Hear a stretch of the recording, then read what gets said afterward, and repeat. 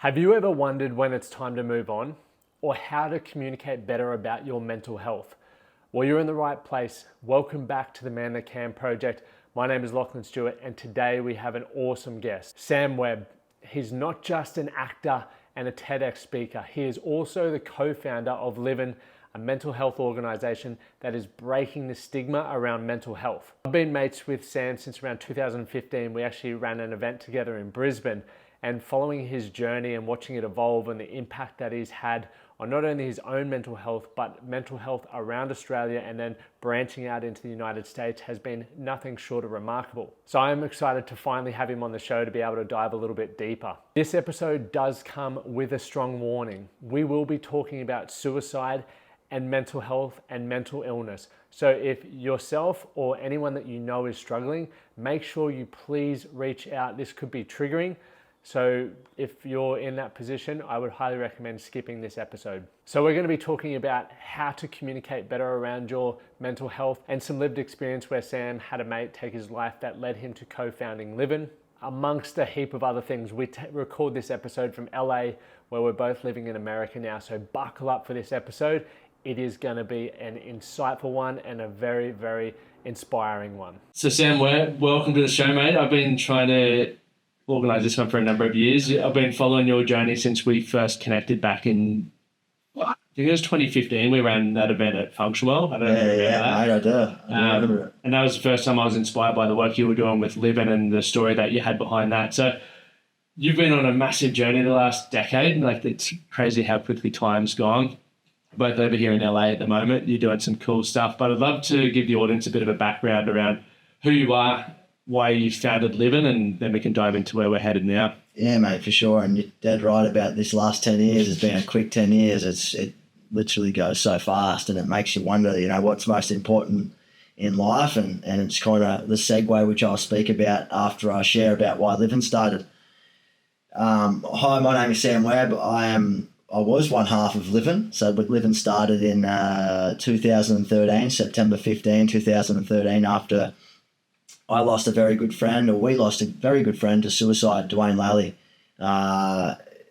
From an outside looking in, and I'm talking about it now because it's been 10 years. Time, as you mentioned, goes very quick. There's been a lot of time to reflect. There has been a lot of time to decompress, to think about things a lot more. And now that I'm kind of stepped away from Livin formally, I'm able to really to appreciate the journey and what it taught me and what Dwayne's death taught me. And looking back, so I was with Dwayne the night that he took his life, and the impact that his death had on an unquantifiable amount of people changed everybody's lives. And as I mentioned, from the outside looking in, Dwayne had it all. He was the life of the party. He was very charismatic. People just were drawn to him. Like, he was a kind of like an alpha male guy. He was a boxer, played rugby league growing up. We played touch footy together. We always versed each other. We were very competitive. And, he would have been the last person that you would have thought that would have been struggling with anything mentally, let alone suicidal thoughts. Like, there is just no way. If you would explain that to someone, it would have been like, are you out of your mind? Like, what are you talking about? You're talking shit. Dwayne hid his pain very well, like most males do, especially, and I can talk from people in Australia, and I think the culture's quite similar here in the US. Men, we hide our vulnerabilities, our weak spots. We hide them extremely well, very easy. We try and pretend things are okay. We smile through the tough times. We look at people and we're like, nah, man, I'm sweet, I'm cool, everything's great, I've got my shit together. But behind closed doors, it's very different. And unbeknownst to me at the time, I knew that Dwayne had suffered with some kind of mental health challenge. I didn't know to the extent of how serious it was. And Sam Webb, at that moment in my life of 2013, I was actually just coming out of a pretty big relationship breakdown. I actually lived in America in 2012, and I moved home, and I was on antidepressants, anti-anxiety medication for 5 or 6 years. for my own mental health challenges, but I still, for someone who had experienced it myself, I couldn't really tell it in someone else. And I certainly couldn't really articulate it enough so that it makes sense, if that makes sense. Yeah, definitely. And I was just like, I never spoke about my challenges ever. I never went to speak to someone other than a psychologist or my girlfriend at that time prior. But I never, or my mum, or the people I really trusted, right, in my life, the people I really trusted, or a mental health professional. Yet I didn't know the warning signs and symptoms. I only knew for myself because you're so invested in how you're feeling. You're trying to escape those feelings, right? Dwayne suffered with bipolar and depression for a number of years. I didn't know how severe it was until the night that I was with him.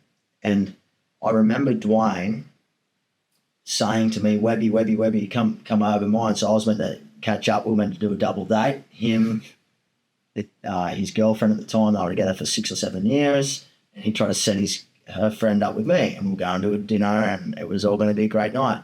Those dinner plans got cancelled. Dwayne's like, you're coming to my house, having a little party. The football was on. He was a big Bulldogs fan. And it's just a close friends at his place in Palm Beach. I remember it like it was yesterday. So I come on over and I'm like, yeah, sweet, get the girls to pick me up. They picked me up, we head to his house. Dwayne was the happiest. He answered the door. I remember in a TNC shirt with a beanie on, his Converses on. He's like, come on in. He's happy as, just like any other time. Very happy. Had a couple of drinks. The night was great. And not long later, he's like, during the night, he's like, Webby, come here, I want to talk to you. So I was talking to him in his room and out of nowhere, Dwayne opened up to me about his mental health problems. And on this level, I didn't even know what to expect. I'm like, what do you want to chat about? Yeah, we're having a chat, just a lads chat, just him and I. Yeah. And he's like, Webby, no one really knows this, but yeah, I've tried to take my life before. And I was like, in my mind, I'm thinking, why is he telling me this? Why is this getting told to me now when we're under the influence? And then he's like, not once, but twice. Like I've tried to take my life twice before. And I'm like, what do I say? My mind's going 100 miles an hour. I'm thinking, what should I say? What's right? What's wrong? What would I think in this situation? What would I want to hear in this situation if I was in his shoes? I'm reassuring Dwayne, man, what do you mean? Like, talk to me, bro. I'm here. You're in a safe space. And he's like, yeah, I tried to take my life before twice, and yeah, I'm the kind of guy that would do it. Like, no, like there are a lot of people in the world that say they're suicidal and they get down and I'm fucking, kill myself, all this stuff that people say, which doesn't help with the stigma. He's like, but I'm kind of pretty twisted like that. Like, I'd probably be one of the guys that do it. And I'm like, I'm sitting there thinking, what do I say next? I'm listening. I'm trying to listen as best as I could. I'm trying to listen as best as I know how. In that moment, having a few drinks and whatever else. And I try to reassure him, you're okay, man. Like, is everything good? Like, where are you at now? No, Webby, I'm fine. I just want to share it with you how I was feeling. Like, it was a lot. I could never do it. I could never let my family down, never let my mum and that down because it was so close to his mum. Yeah. His whole family, he was. He's like, I could never do it. But I just want to let you know where I'm at. Like, I'm pretty twisted like that. Like, I've got the balls to do that if I needed to, but I wouldn't do it again. It was like, yeah, mate, I don't even know how to say it. I was like, what do I say? Trying to listen. I'm reassuring him, if you're ever feeling low in your life and at a point where you feel like that is an option, you can call me anytime. You can phone me. I don't care if it's at 3 a.m., whatever time of the night. You've got 1,000 people who would line up at a door waiting to help you. You've got your family who are the best things ever. And we're all here to support you. I'm sweet. I promise everything's good. I'd never do it. Life's great. We started talking about different medications he was on, and I'd been on some of them in the past. And, I started sharing about how I'd felt in the past and that, I'd been on mental health medication for a while up and down and anxiety and mild depression for a number of years. And we were just talking, man, and it was at the end of it, I'm like, you sure you're okay, man? Remember, you can always call me no matter what. And I was at this party with him, and I sat there, and we were having a hell time. I was with him basically all night. Because I knew the other people at the house, and I knew his friends and my friends, but I wasn't as close to them. And so I remember the last things he said to me was, don't worry, Webby, I'm fine. That was the last thing he said to me. I left that room, and there was a lot of conversation, a lot of weight that we probably both wore. I left, and I remember sitting at the front door that night. There's a big couch right next to the front door. Front door's to my right. I'm sitting there with this girl, and we're just chatting, having a good night. And parties going on, not too loud, music, people having D&Ms, conversation. This is a long-winded one. I'm giving you the full story. Mate, I'm very interested to listen. And I see his girlfriend at the time come out from me, and I'm like, what's he crying about? Dwayne's going to kill himself. He just told me he's going to kill himself, and I think he's going to do it this time. And I sat down. I'm like, well, where is he? I was just let me talk to him. And like, he didn't come past me because I would have seen him and having a conversation that we had. Like, my eyes were dialed in, and I didn't see him coming. She goes, he's escaped. He ran out the back door or whatever. And I was looking around the house everywhere for him, man, and couldn't find him anywhere. She's like, he said he was going to do it, and he's done this before, but I feel like this time he's for real. He's going to do it. He said he was going to do it, and he promised all my life he was going to do it. And I'm like, fuck. And so, mate, I was pretty drunk at this stage, and I remember jumping in the car with the girls, both of them, and we drove halfway around the Gold Coast that night looking for him from Palm Beach, and no responses on the phone. I was texting, please answer, bro. Don't do anything stupid, man. I'm here. We just had this great conversation. I'm here for you. I'll listen to you. I'll do whatever I can to get you the support that you need to get back on track. His mum was trying to, like, we alerted her, and I didn't want to freak her out, and she called him. He didn't answer. I'm like, fuck, this isn't good. When he's not answering his mum's calls, this isn't good. No one was closer than him and his mum were. Yep. Nobody. But he was so tight with his whole family. Like, they were first in his life always. And, man, I remember going to the Palm Beach, the bridge there, just off Calabudra Drive, and Sam did a U-turn under the bridge, drove back out. And, man, it was the next day, him and I were meant to watch at the Shark Bar, Miami Shark Bar, Canelo Alvarez versus Floyd Mayweather. He's a huge, he was Golden Gloves in his prior boxing days, and he loved fighting. Like, he was a professional athlete in that regard. And I'm like, he's going to show up. Like, I couldn't sleep that night thinking the worst, but not trying to think the worst. Yep. So I don't think the worst. He's going to be okay. But he told you it's very heavy. And I hope that wasn't a cry for help. And then, mate, I remember seeing faces of Dwayne on Facebook and on Instagram, please alert police or let us know if you've seen him around anywhere. And I knew this started getting serious. This was like, there was he wasn't coming to Shark Bar. I didn't get any missed calls that next day. He wasn't answering my calls. Nobody's. The messages, nothing. I'm like, this is super fucking weird. Mate, I got a call at 5 o'clock, I think, that afternoon. That day was the slowest day of my life, I reckon. Just thinking, like, what's doing? Like, where is he? Is anyone found him? Surely he's just going to turn up.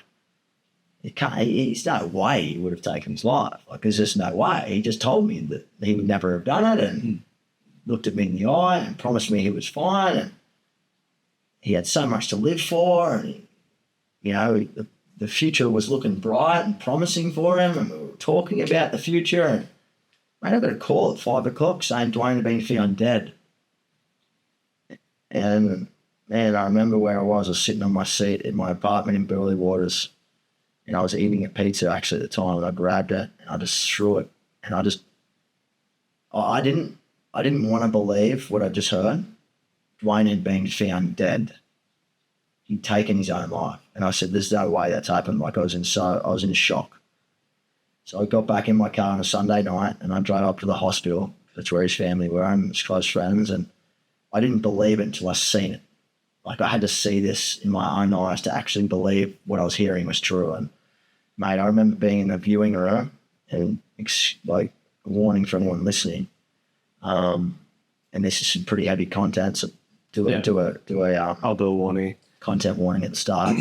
Man, the moment they wound back those curtains, I saw Dwayne, man. He was just laying there. Same clothes, except the beanie, same everything, and I was just fucking with him. Like, not long ago, not even 24 hours ago. Like, we were just having a conversation. The fuck did I do? Did I say something wrong? Did I not give him the support that he needed? And, man, he was dead, like he was in front of me. And it was just, I'll never be able to erase that moment in my life. And it's not about me, obviously, but his family, man, what I saw in his family, they're never going to be the same. Like, I've seen them over the years, not as much as I'd like, because I feel like at times, being around the family and seeing them, it kind of reminds them. Yep. You know, when you're like certain moments, he was the last person to have a chat with my son. It's pretty sad. Do you feel any guilt? You know, I felt so much guilt, man, for so many years. And I think that's what the relentless passion and the purpose behind setting Living up was. You know, Dwayne used to always say, we're living, man, we're living. And for anyone listening, that's the segue into living. He always used to say, we're living. And I was like, we have to do something about this. And during that time, man, I was like, my wheels are falling off, and I started sliding deep back into severe, like, dark times in my life. But I was trying to stay afloat by trying to do something well and good for the community in Dwayne's name with Casey and a few other people. There was monumental help. I couldn't have done it without anyone. Well, we couldn't have done it without each other. So I'm sitting there, and we started living, long story short, and I started with doing mental health awareness and suicide prevention initiatives, you know, like breaking the stigma around mental health. What did we have, or what didn't we have, I should say, at the moment in our life that we would have liked to have had, or we could have had, that may have saved this situation and stopped this from happening? And yeah, we asked Dwayne's family for permission. We're like, we really want to do something in Dwayne's honour and his legacy. Can we start something? And we sold shirts at his wake, and they all sold Dwayne's face, and he had this song, Follow the Sun, from Xavier Rudd on the shirt, and they sold, and we got the money, and Dwayne's family donated the money to us and said, do something cool with it. So we literally had, like, I think they'd raised like $4,000, and we used that and turned that into Living. And that was a huge process of starting a charity, and that's probably a whole nother conversation. Yeah. Pitching to a law firm in the Gold Coast, can you take us pro bono, like crying in front of them almost, going, please, we want to do this, we want to save lives. And there's so much support. Living wouldn't be where it is today, and I say it all the time without everyone.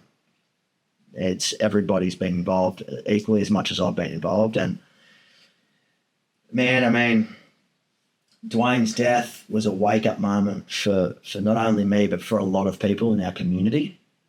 And I wasn't, even though I've lost people in my life prior to even Dwayne passing away, they never spoke about it and talked to you about it at the start of this episode. I wasn't really aware about it. We weren't aware about the statistics that surrounded mental health and suicide prevention and suicide in general until we started working it with Living, and we started doing the charity and started speaking at schools and going to workplaces and started really diving into the statistics and the facts and speaking to mental health professionals. We realised that this was a big problem. And not just in Australia, it's a big problem all over the world. Mainly here, obviously Australia, America, all these Western societies. But Dwayne's death, yeah, it affected thousands and thousands of people. You can't put a number on someone's life. And obviously, if I could take everything back, including that event, the night, and all the work that's been done in the interim between 2013 and up until today, I would in a heartbeat. But you can't do that. Yep. And we live and we learn, and yeah, it was fucking terrible, man. It was wild. You guys, I still remember when Living sort of started showing up everywhere. A lot of our friends, I grew up in Toowoomba, but was playing footy down the coast and everything like that. So it just started popping up everywhere. And I first was, buddy I grew up with committed suicide when we were 14. It was on the front page of the Toowoomba Chronicle. No one spoke about it. Like, no one ever asked if I was all right or if other people were all right. And I just remember keeping that paper under the bed, and you'd pull it out and cry about it. But then as a bloke, you're like, can't show any feelings about that, can't talk about it. And then it started happening more and more since we left school. We've lost like 9 mates now from school, which is insane. But what you guys did with Living, and there's a lot of other charities and organisations doing stuff now, but you sort of paved that way, especially for why I related to it was like ex-football boys doing it, and generally we're the ones that find different ways to deal with our emotions, partying, etc. So more people started talking about it, and then learning the next tools, like how do you communicate, how do you, I guess, sit down and have a mate open up to you, how do you know when it's a real red flag, all of those sorts of things, which when you sit there learning, you know, whether it's mental health, first aid or anything like that, you're like, why do we call this at school? It's human connection, right? And then you start recognizing the importance of obviously health professionals, but we also start recognizing the importance of us as individuals. I feel a lot of people don't feel they're qualified to help. Yeah, exactly. But at the end of the day, it's like person to person, like building relationships is part of that, and finding purpose and meaning, and making others, and if not yourself, feel valued and feel heard can go a long way as well. Definitely, man. Definitely. And I think, yeah, that you don't have to be professional to save someone's life. Yep. Learned that firsthand. And I'm sure you have too, with all the great work you've done over the years and the conversations you've had, man. I mean, yeah, it's mental health is paramount, and it's definitely something that people talk about a lot more these days. It's still very complex. Mental health is complex. Our brains are complex. Humans are complex, man. They're not simple. We're not just simple three-dimensional characters. That's not what we are. It's very complex. And what I've learned mostly over the last 10 years, before I stepped down from living, was that there are a lot of people that you can save and you can help a lot of people. But there are always going to be people that fall through the cracks, unfortunately. And Casey and myself and the community that we started living with, we're going to have a zero policy game here. This is a zero suicide game. No one's dying ever again. We're going to fucking save the world. We were very wrong really quick, because the great work gets so far. There's always gaps. And as you'd know, in a part of Australia, for the listeners, rural, you'd almost say Toowoomba's kind of rural, yeah, right? definitely, Or a country town. Yeah. Access to support, access to help. That tough it up mentality is even stronger. You don't get you don't get access to the support that you'd get in a city of, say, Sydney or Brisbane, you know what I mean, or Melbourne. Actually, yeah. So there are always going to be people that fall through the gaps, but our job as thinkers, just humans, is just trying to listen, just trying to be there for people who might be struggling. Yeah. And don't try and problem solve. I reflect, and you asked me before, right? Did I feel guilty? Of course I felt. There were years of feeling guilt around Dwayne's passing. Pardon me. Should I have done more? Did I listen good enough? Did I say the wrong thing? Should I have stayed with him all night, not let him out of my sight? There's so many things that came into mind, but I can't take back what had happened. And I only knew what I knew in that moment of time with the information that I had, right, in that moment. There was nothing that I could have done anything else. But yes, I beat myself up. Why didn't you do more? Why didn't you listen? Why didn't you listen to more? You shouldn't have been drinking. There shouldn't have been drugs at the party. All this stuff. But I can't take that back. And I didn't know. I can't foresee the future. But what I can do is see what happened. Where did it go wrong? What can I change for the future? And the biggest takeaway from Dwayne's passing for me is stop trying to problem solve everything, especially in these kind of conversations, even with your loved ones right now. If you have a son, daughter, I don't have families yet, hopefully one day, but I've got a wife. And it's the same thing, stop trying to be a problem solver all the time, because Sam Webb's brain kicked in that night. I was like, how can I help? Where can I fix it? Maybe Dwayne just wanted me to shut the fuck up and listen more. Listen non-judgmentally. I wasn't being judgmental at all, but it was maybe I could have listened more. And so then these are the things. Listen non-judgmentally. Stop trying to problem solve. You're not supposed to have the answer to everything, and you won't. People, and I can talk from my own experience as being at the depths of life many times, is what I'm looking for in those moments is someone to say, okay, here's a grand, big, special plan, and life is laid out in a platter, and this is the way forward. It's not about that. It's about someone just shutting up, listening to you with open ears, and trying to help you however you can. For example, Lockie, I see that you're struggling. Is there something that I can do right now that may be able to help you? You might be like, nah, Sammy, I'm sweet. Life is great. I'm fine, man. Yeah? Okay, no worries, man. I just want to let you know as a good friend, I'm here whenever you're ready. There's no pressure, no rush. Just let me know when you're ready. Just give me a tap, give me a text, give me a call, whatever works for you. No worries, man. Now you know, as a friend, that Sam's listened, he's opened up the space, and he's provided a segue for you to get the support you need whenever it's time for you. There's no pressure, there's no problem solving, and there's no shoving information and education and self-help tips down your throat. Go to the gym, fucking go for a run, sit in a sauna, you'll feel better in 30 minutes. I know you feel better in 30 minutes, and I go for runs almost every second day. I know it makes you feel better. But for some people, they can't run like you and I. Yeah. They can't get on a treadmill. They can't get on a fucking bike. They can't go to the gym. They can't sit in a sauna. That shit's too hard. What can I do right now that's going to help you? And that's just shutting up and listening and just being an open ear. That's it. And you do not have to have a medical degree for that. And that's the one thing I've learned. That's a massive takeaway. The fact for them, that big thing is actually just opening up. I remember we're in Bali, but we're on a beautiful island over in Papua New Guinea. Amazing. We were meant to go out on the boats and whatever, and I was depressed. I was having a really, really, really low day. I was like, I just need to be not locked in. I didn't get locked in, but just stay in the room. You guys go do your thing. And I was sitting there thinking, like, why the fuck do I always have these big mood swings?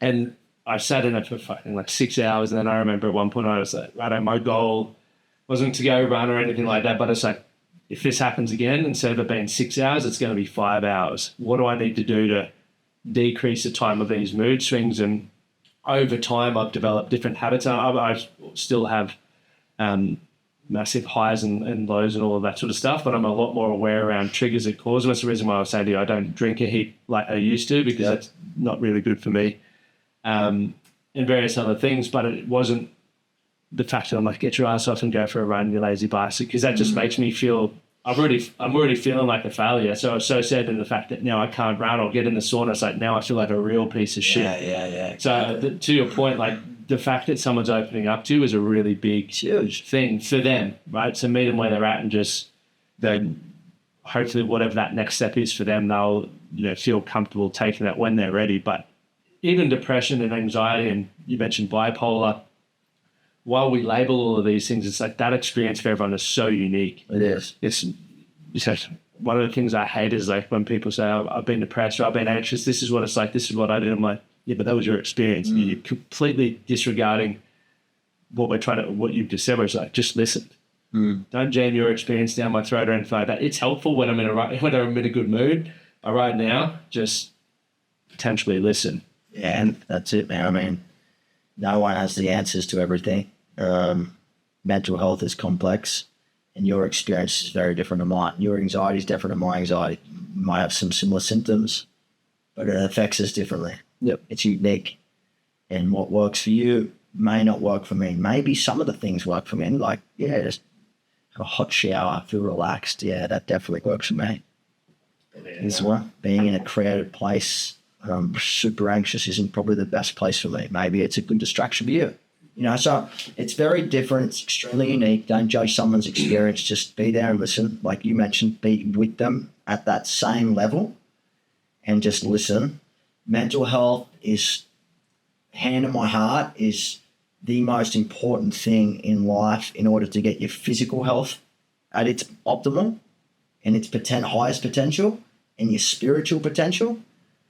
Everything's, I feel like, revolves around your mental wellness. So whatever you can do to feel good in life between your ears and sharp and feel confident and uplifted and satisfied and maybe even content, you're already miles ahead of where almost most people are. Yeah, definitely. Because it's a funny thing, This is a bigger conversation than suicide prevention. This is a conversation of, it's a mental health game we're looking at here. Life is a mental health game. Everything that you do is all about how you react to situations under pressure, how you react to situations under stress. What are you saying back to someone in the road rail, like in cutting off in traffic? Yeah. Like, this is all mental related. It's not how big you are, how much weight you can lift, how far you run, how hot's your wife, or how successful you are in your business.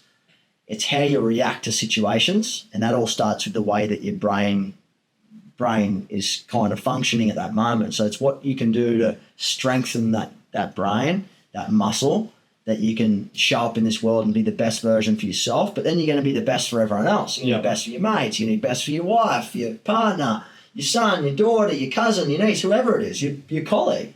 You're going to be better at work. You're going to be better in the gym because you feel cleaner. You feel clearer. So you know what you want. You know how to lift, what to lift. You're more motivated. So it just affects everything.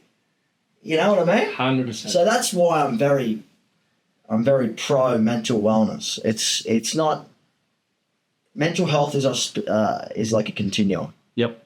We all sit on a continuum of 0 to 10, for example, and we slide and come up and down and on a day-to-day, a minute, hour-to-hour basis. we might be doing cool right now. We're on a podcast, we're having a good chat, talking about wellness and how to help people and experiences. But maybe there's something that breaks down this afternoon. Maybe there's a big business deal that goes wrong, or a house falls through that you wanted to buy, or the missus is in an accident. God forbid it doesn't happen. You know what I'm saying? Yep. And that might get you off guard, and then shit happens, and then you might slide, and then you might be now stressed, and you might be slipping. Yep. But it's when we sit too far down on the bottom part of the spectrum, because mental health and mental illness are two very different things. We've all got mental health. It's just where we sit on that spectrum. Mental illness is a diagnosable mental health challenge, which changes the way that you behave on a day-to-day basis. It can affect your day-to-day moods, your decision-making, and all that sort of stuff. So it's actually a diagnosable illness, like a broken arm or a leg. But we all have mental health, so it's important to make mention of that, because they're very different. Mental health and mental illness, two different things. I don't think people cover that enough. So for me, it's like mental health as well. Same with physical health. You could be the absolute sports star. Like, how often you've probably seen you go back home and the stud of the fucking school football team was jacked and all that. Now he's, 40 kilos overweight and hasn't looked after himself. And it's like, okay, well, health doesn't matter whether you've got pinnacle mental health, spiritual health, financial health today. It can be taken away from you with things out of your control, but also things that maybe you're doing, right? And that's why for me, it's like learning these tools and resources, and communication is a massive one for well-being. And I think moving anything towards relationships, finances, the better you can communicate, people can understand you, you can understand them, and you understand yourself better, which is key to going, okay, I feel like I'm heading towards a bit of a slippery slope. Do I need support? Do I need, my professional help? Do I need tools? And, medication's a tool, exercise is a tool. There's so many fucking tools, just like there's so many diets. And it's like, you got to choose the ones that work well for you. Yeah. But, the tools that worked for you 10 years ago may not work for you today. That's why it's like you're constantly, chipping away at it. And I think you sharing your story and what you guys have done with Livin has been huge, because there's more people than ever going, man, this is my experience with it. This is what worked for me. I'm not saying it's going to work for you, but if you ever feel you want to test that out and add value to your life, awesome. Like, test that out and give it a crack. Yeah, exactly. But you've said it a couple of times now, you've obviously stepped away from Livin.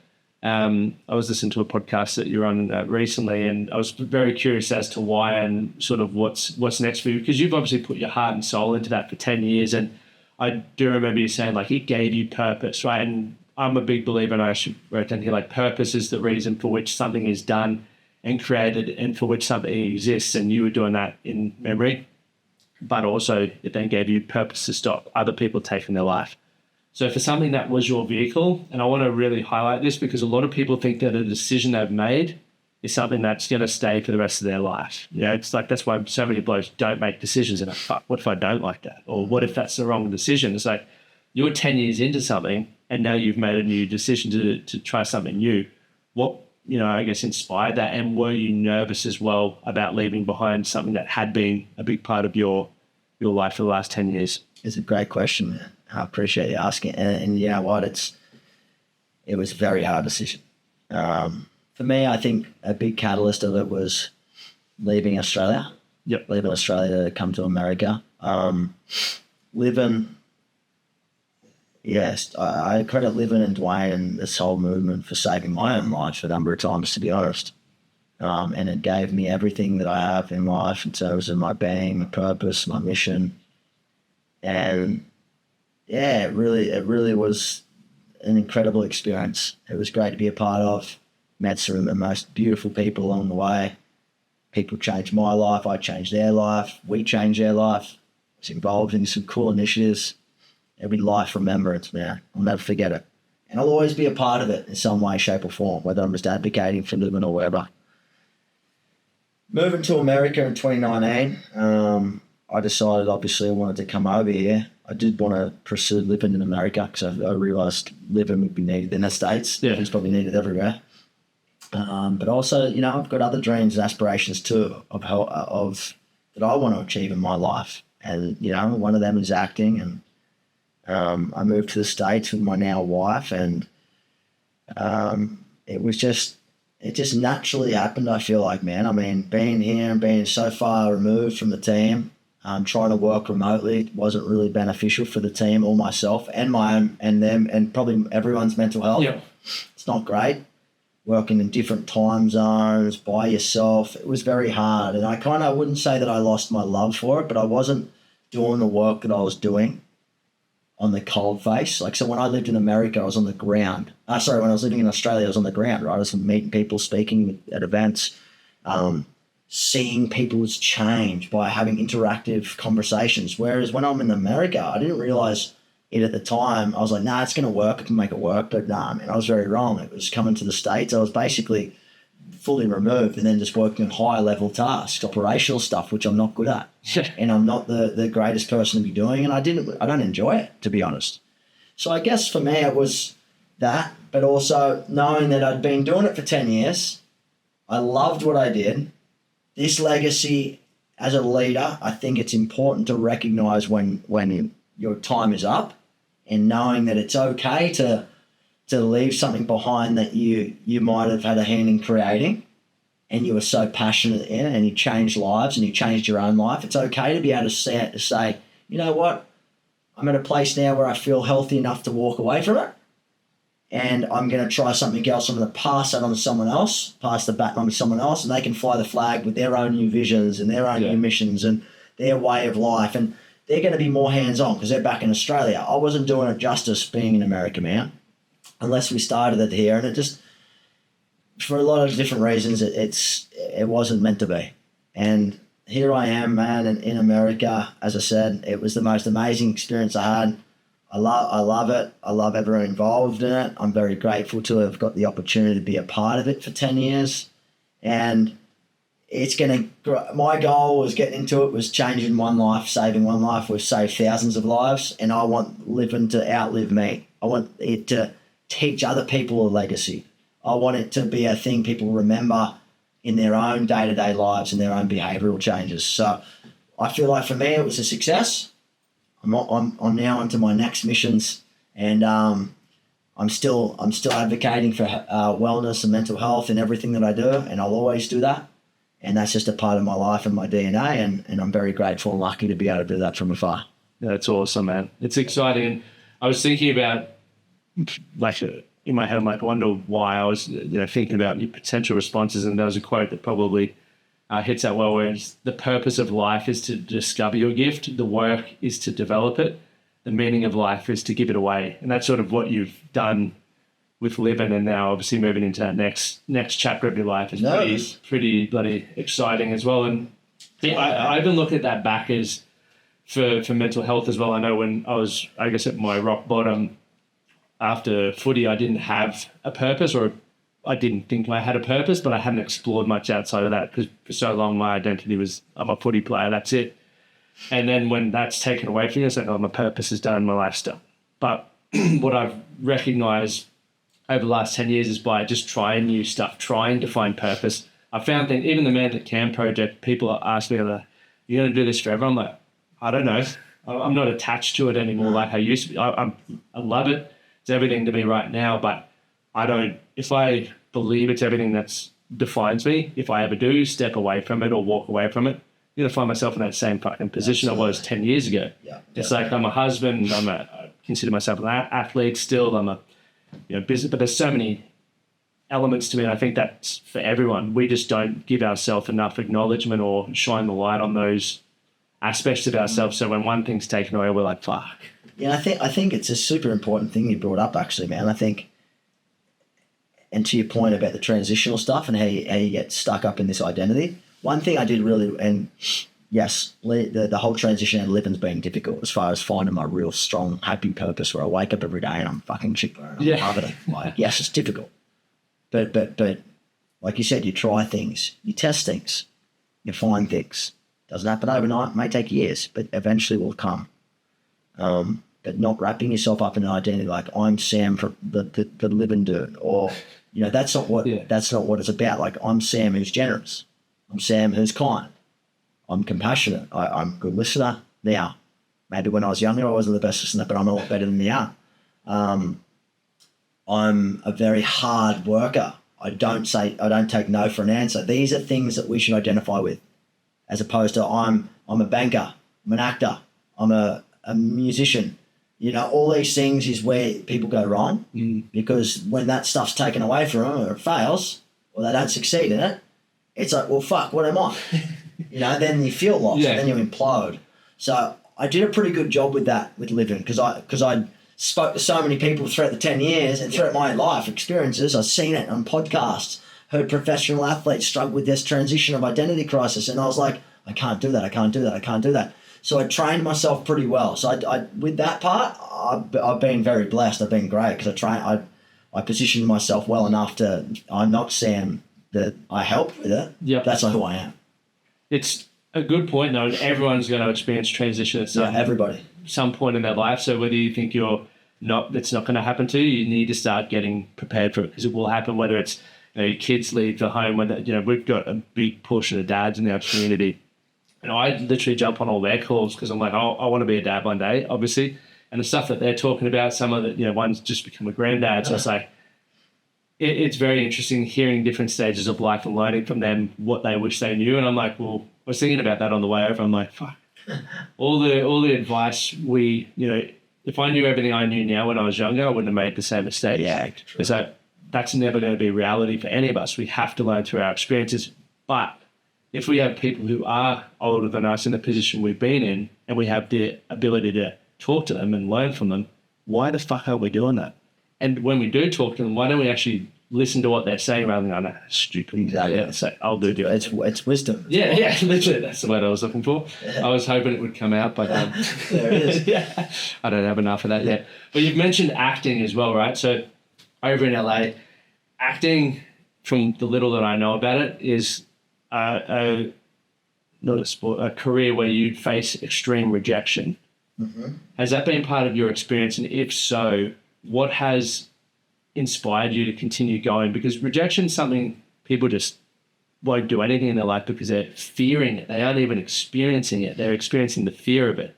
So for you as an actor and your experience, how have you been inspired to continue to work through that? 99.99% has been no's, been rejections. And that's the industry I've got into bed with, I guess. That's just what I've said before. I love doing it. I feel like for me, and part of the story is I started pursuing acting. I should have done it a lot earlier. I was doing it as like an extra and as a kid. My family used to try to push me into it, but I was always into sports. But when Dwayne passed, it was actually part of my first ever performance. It was a 12 show performance on the Gold Coast. Actually, it was halfway through rehearsals when Dwayne passed. It's what kept the glue together. And it's what made me feel alive. It made me feel really present. Yep. I could forget about everything in life and just be super in the moment. It's kind of like that same thing you'd feel back, as as an athlete, when you're in the zone. It's the same feeling. I feel in the zone when I'm on a set or I'm in a class. It's the same feeling. It's very addictive. I love it. Very hard. I'm here in LA. Mate, this is the Mecca. This is the Super Bowl of entertainment. Yeah. So I've signed up for the hardest gig in the world, but mate, I feel like I've got what it takes. I don't take no for an answer. I love working hard. I love hard work, but acting's cool because you've got to be very empathetic. You're very compassionate. You've got to understand different types of people, what you are and what other people are, and how you can become that person in a way by using your instrument, being myself.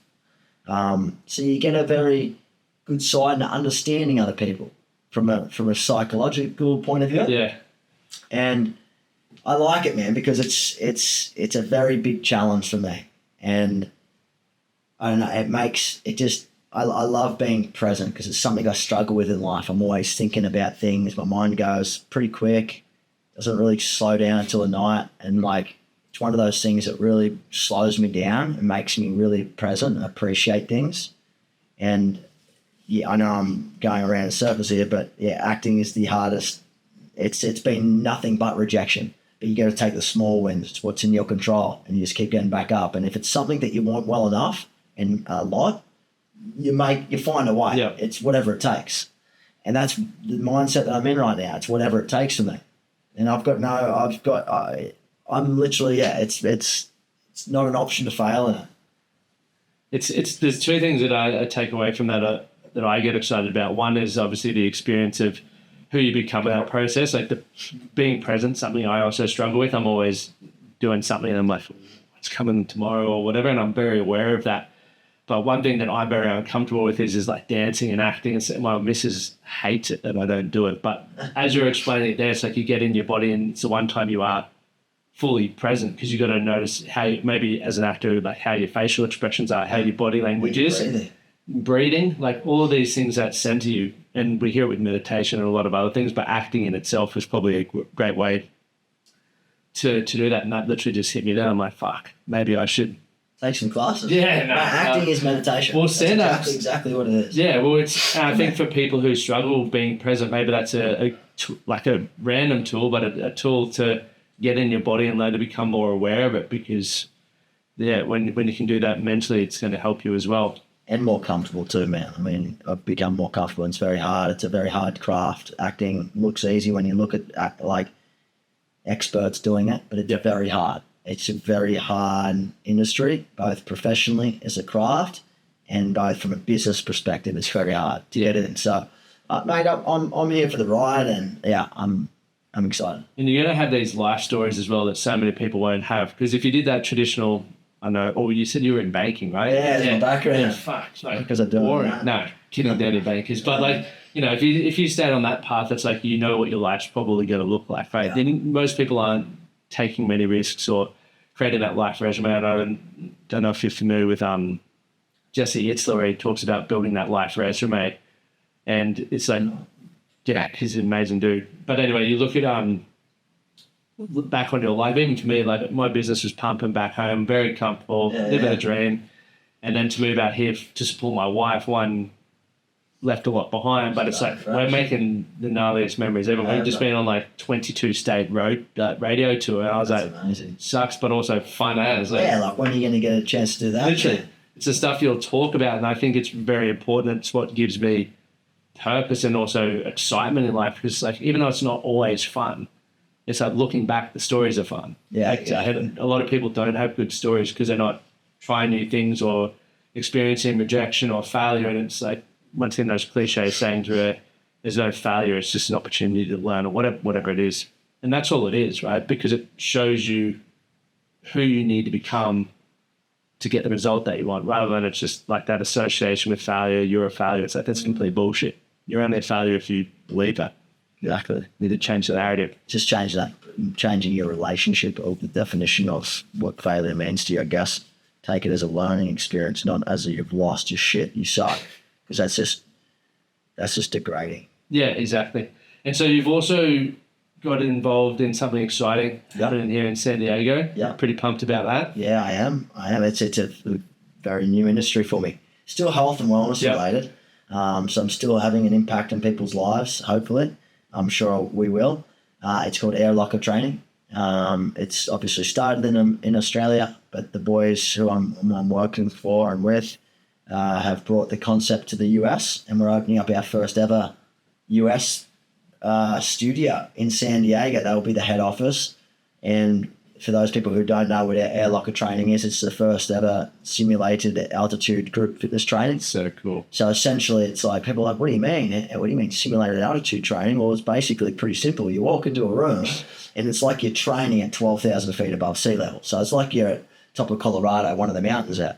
So your oxygen intake's a little lower. So it's you notice it. There's no masks. There's none of this sinus pressure and all the stuff you get if you were to climb base camp in Colorado, because what we're doing is manipulating the oxygen molecules in the air. Very simple. We breathe at, say, 21% oxygen at sea level. In our rooms or in our studio, you're breathing at 14.5% oxygen. Yeah. Basically, so your blood saturations diminish. Okay. So what that means is, basically when we're breathing right now, we're at about 98, 99%, right? Yep. Blood sats. In our studios, when you're working out, in a group setting, in a team setting, which is unreal, your blood sats try to be around about the 83 to 85% mark. So you only notice it a fraction on your breathing. People are like, oh, that sounds scary and daunting. Not at all.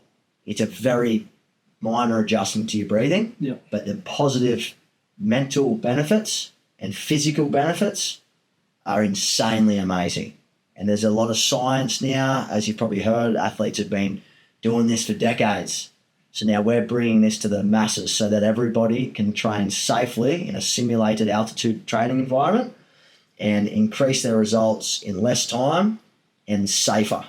So you actually get more, like less wear and tear in your muscles because you're not actually able to train at such a high intensity because of the reduced oxygen environment. So it's better on your muscles. The recovery is outstanding.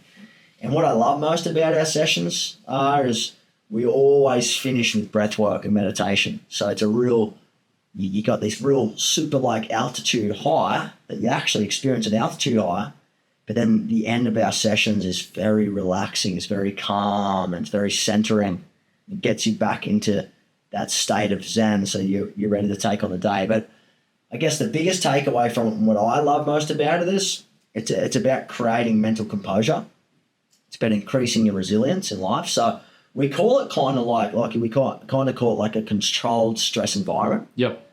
So it's a big focus in our sessions, and we've got a number of sessions: strength, lean, boxing, and all that sort of stuff.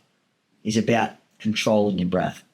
Same way you do when you're acting, same way you're doing when you're performing on a footy field, same way you do when you're meditating. What are you doing in a stressful situation, in a controlled stress environment?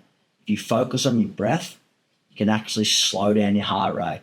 You can actually be more aware. You can increase resilience. That is what we lead first with. It's brain training. Our studios is brain training first, and then physical training second. That's such a cool resource, and obviously the team component. You cannot beat. It's why CrossFit was so successful, and even like High Rocks now with the teams and stuff. And any group training thing take off because you got that camaraderie, and it's so hard, especially for those who are athletes or played team sports. So after that, you're always looking to fill that void. So when you can find a group training experience that brings that back, it's hard to, man. Like it is a proper challenge. Like people get into each other. You're training in sometimes pairs, sometimes a little team, and it is honestly. And I say this not just because I'm involved in it. It's really fucking cool, and it's a great way to take and transform skills that you learn inside the gym, aka breath work, controlled stress, composure, into an everyday life in a situation where you might be under stress, you might be under fatigue.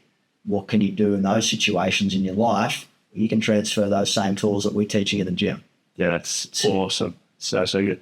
Sam Webb, everyone, mate, where can people find you if they want to follow along with your journey and all the stuff you're doing? They can find me just on Instagram, probably is the easiest place. That's Sam Webb, or they can see at my website, samwebb.com.au, and follow the journey. And I appreciate the support that people have had on the Living project over the years. And yeah, if you want to support, thank you. Appreciate it. Awesome. I'll put all of that in the show notes, but thank you guys for tuning in. And if you got value from the episode, make sure you share it with your friends and leave a rating review. Thank you.